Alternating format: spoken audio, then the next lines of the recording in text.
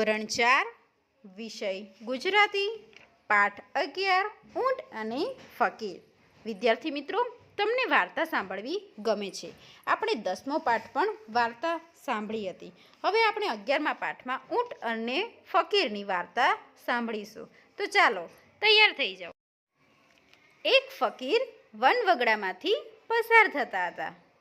એવામાં એક વેપારી તેને સામો મળ્યો। તેણે પૂછ્યું, ફકીર બાબા, તમે આટલામાં ક્યાંય ઊંટ જતું જોયું છે?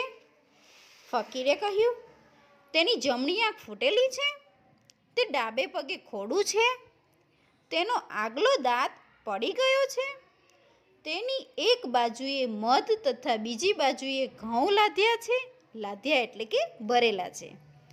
ફકીરના આ સવાલ સાંભળી વેપારી રાજી થતો બોલી ઉઠ્યો, ફકીર બાબા, એ જ મારું ઊંટ, તમે તેને ક્યાંય જોયું?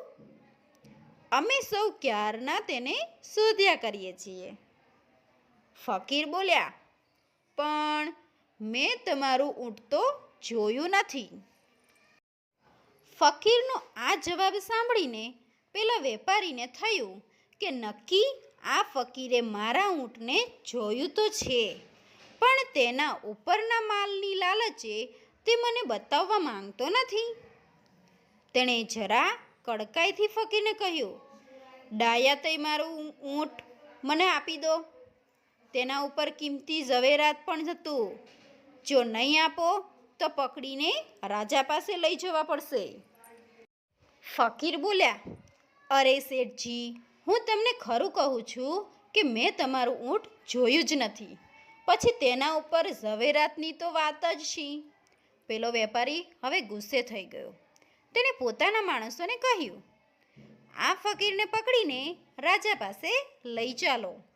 રાજાએ ફકીરની ઝડતી લેવડાવી એટલે કે જાંચ કરવી અથવા કો તપાસ કરવી, પણ કશું ઝવેરાત તેની પાસેથી નીકળ્યું નહીં।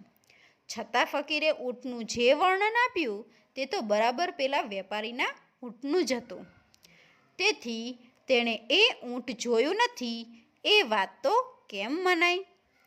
તેની ઉપરના ઝવેરાતની લાલચે તેણે તેને ચોક્કસ ક્યાંક સંતાડી દીધું છે, એમ માની રાજાએ તેને સખત શિક્ષા કરવાનો હુકમ કર્યો।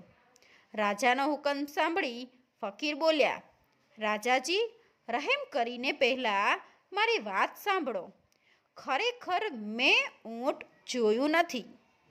વાત એમ છે કે હું વનવગડામાં કેટલાય વર્ષથી રહું છું, મને બધું અવલોકન કરીને જોવાની ટેવ છે। આજે સવારે જ્યારે હું વગડામાં જતો હતો ત્યારે મેં જમીન ઉપર ઊંટના પગલાં જોયા, પરંતુ તેની સાથે માણસના પગલાં ન હતા। તે ઉપરથી મેં માન્યું કે તે ઊંટ તેના માલિક પાસેથી છૂટું પડી ગયેલું હોવું જોઈએ। પગલાંના માર્ગથી એક જ બાજુમાં ઝાડના પાંદડા કરડેલા હતા, તે પરથી મેં માન્યું કે ઊંટ એક આંખે કાણું હોવું જોઈએ। તેના પગલાંમાંનું એક બાજુનું પગલું જરા ઓછું દેખાતું હતું, તે ઉપરથી મેં ધાર્યું કે તે એક પગે ખોડું હશે। તેણે જે પાંદડા કરડ્યા હતા તે પાંદડાનો વચમાંનો ભાગ લટકતો રહી ગયો હતો, તે પરથી મેં માન્યું કે એનો આગલો એક દાંત પડી ગયો હશે। તેના માર્ગની એક બાજુએ ઘઉં વેરાયેલા હતા અને બીજી બાજુએ માખીઓ બણબણતી હતી। એ ઉપરથી મેં અનુમાન કર્યું કે તે ઊંટની એક બાજુએ ઘઉં લાદ્યા હશે અને બીજી બાજુએ મધ લાદ્યું હશે। લાદ્યું એટલે કે મૂકેલું છે। કોઈ માણસ તેની ઉપર બેઠું હોય તો ઘઉં કે મધ નીચે પડવા ન દે। એ ઉપરથી મેં માની લીધું કે તે ઊંટ એકલું તેના ધણી પાસેથી નાઠું છે એટલે કે ભાગી ગયું છે। થોડે દૂર જતાં આ વેપારી મને સામો મળ્યો અને ઊંટ વિશે પૂછવા લાગ્યો। મેં તેને ઉપર પ્રમાણે ઊંટનું વર્ણન કહ્યું। તે ઉપરથી તેને લાગ્યું કે તેનું ઊંટ મેં જોયું છે, પણ ઝવેરાતની લાલચે હું તેને બતાવતો નથી. પરંતુ રાજાજી, હું સાચું કહું છું કે મેં ઊંટ જોયું પણ નથી કે સંતાડ્યું પણ નથી. રાજાને આ સાંભળીને ખાતરી થઈ કે ફકીરે ખરેખર ઊંટ જોયું નથી કે સંતાડ્યું નથી. તેણે ઊંટ વિશે જે કહ્યું છે તે અવલોકન કરવાની ટેવ ઉપરથી જ કહ્યું હતું. રાજાએ ફકીરને ઇનામ આપી છોડી મૂકવાનો હુકમ કર્યો અને તેની અવલોકન શક્તિના ખૂબ જ વખાણ કર્યા. વિદ્યાર્થી મિત્રો, વાર્તા સાંભળવી ગમીને? હવે આ ઊંટ અને ફકીરના વાર્તામાં અમુક શબ્દો આવે છે, તેની શબ્દ સમજૂતી અને રૂઢિપ્રયોગ આપણે જોઈશું. શબ્દ સમજૂતી. ફકીર, તેનો અર્થ થાય છે ત્યાગી, વૈરાગી, મુસલમાન. વનવગડામાંથી એટલે કે જંગલમાંથી. ખોડું એટલે કે ખોડવાળું, લંગડું, ખોડખાપણવાળું. લાધ્યા છે એટલે ખડક્યા છે અને સામાન મૂક્યો છે તે પણ થયા. ક્યારના એટલે કે ઘણા સમયથી. લાલચ એટલે લોભ. કડકાઈથી એટલે કે સખ્તાઈથી, ખીજવાઈને. ઝવેરાત એટલે કે હીરા, માણેક, મોતી, જવાહિર વગેરે. રહેમ એટલે દયા. અવલોકન એટલે કે ઝીણવટથી જોવું તે. ઝીણવટપૂર્વક જોવે ને તેને શું કહેવાય છે વિદ્યાર્થી મિત્રો? અવલોકન કહેવાય છે. કરડેલા એટલે કે દાંતથી કાપેલું.